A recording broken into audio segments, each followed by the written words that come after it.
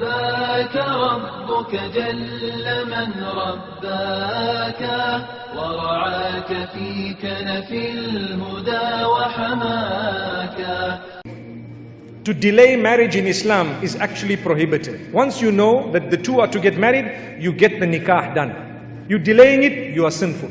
Remember this. So people say, we are engaged. The next year I met them, we are engaged. The third year I met them, we are engaged.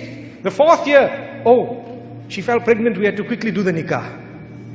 It's happening in society. They were supposed to be married, get the nikah done, even if they are living separately. So what? Who said that as soon as you marry, you have to go to your husband's house? If your father has agreed that no problem, you're still at school, you want to finish your education, get your nikah done and stay at home, don't worry. The day we are finished with your education 4 or 5 years down, inshallah, you can go to your husband's house and we can have a big walima that time, inshallah. No harm.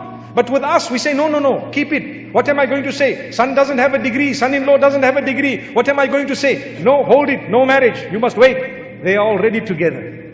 They are already together. And who is accumulating the sin? You are a part of it. A part of it. I'm not saying the entire sin, but you are a part of it. Why? You are a stubborn parent. That's what it is. Stubborn, really stubborn. Take that out. Learn from the sunnah of Muhammad sallallahu alaihi wasallam, where he teaches us when nikah is confirmed, get it done. When the time of salah comes, fulfill it. When the janazah happens to be in front of you, get them buried. You don't delay a janazah to say, you know what, let's just wait for 1 or 2 years, put him in the mortuary. Why? You know, more people will come, you know.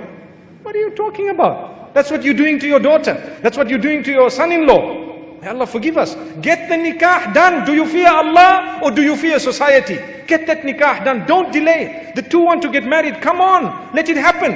And they don't have to live together. Like I said, tomorrow when he's got a house, he can come ahead. MashaAllah.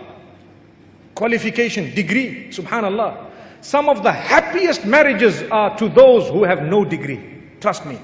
Some of the happiest marriages are to those who have no qualification. The man treats your daughter like she is a queen. He carries her on his back and walks around, mashallah. A guy with a degree. One wonders, I don't want to say won't do that, but one wonders what he does. May Allah subhanahu wa ta'ala forgive us. You're talking to me like this, I have a degree. Mashallah, PhD. You know, he'll tell his wife to call him Dr. so-and-so. I have a PhD. You don't address me like that. Allahu Akbar. May Allah forgive us. Really.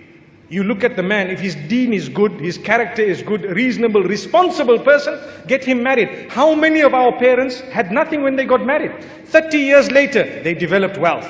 Today, the same parents want a husband who's already rich.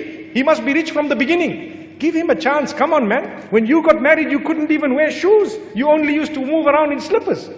Allahu Akbar. And it took you 20, 30 years to develop wealth. And just because you've got the wealth, your daughter wants to get married. It's not like anyone is shoving it down her throat. And you are just saying no because perhaps the man doesn't have something. And who said? Allah says, إِن يَكُونُوا فُقَرَاءَ يُغْنِهِمُ اللَّهُ مِن فَضْلِهِ. You've chosen the right spouse. If the person is poor, Allah will bless them with His virtue because Allah is the one who owns sustenance. How many people have got their daughters married to wealthy people? 10 years down the line, they lost everything.